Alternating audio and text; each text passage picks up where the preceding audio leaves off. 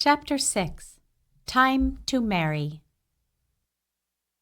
2 years later, George still sold ice cream on the street. Now he sold it in sugar cones with nuts on top. Daphne still waited to marry George. Back in Greece, Adonia still waited for a husband too, even though she had a dowry. George had finally sent home enough money for a fine dowry. Ice cream money, he called it. But most of the men of the village had gone to America or were killed in the wars. "Now what do I do?" George said to Daphne. "My sister has a dowry. I have done my duty for her. But how can I return to Greece when I'm making money here in America?" "What do you want to do?" Daphne asked him. "I want to find a little store in Greektown," said George. "I want to start an ice cream shop. I can't do that back in Greece." "Then do it here," said Daphne. "I will help you."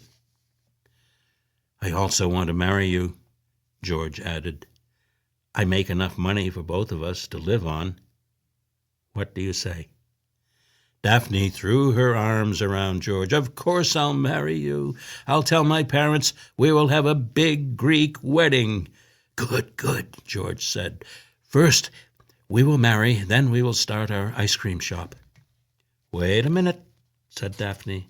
"I will marry you only if the shop is closed on Sundays." "I sell a lot of ice cream on Sundays," said George. "No Sundays," said Daphne with her arms crossed. "Church and family are more important than money." "Very well," said George.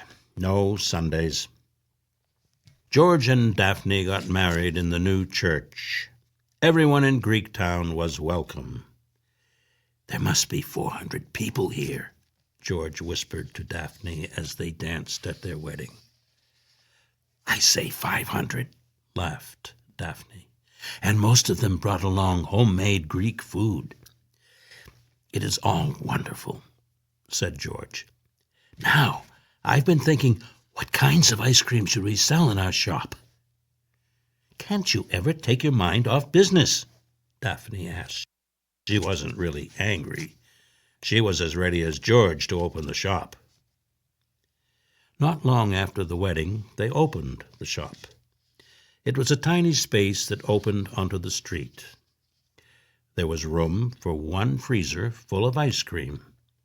There was room for 2 or 3 people to stand at the counter and order a favorite flavor. There were no tables, just ice cream, hungry people, George, Daphne, and a money box. But the only thing that felt crowded was the money box. It filled up fast. George had to go to the bank 3 times a day. The first few weeks, 2 signs hung in the window. One said, "Ice cream." The other said, "Push cart for sale." Then one day, a young man from Greece bought the old push cart. George took down the push cart sign. That was the day he knew he had 2 hearts.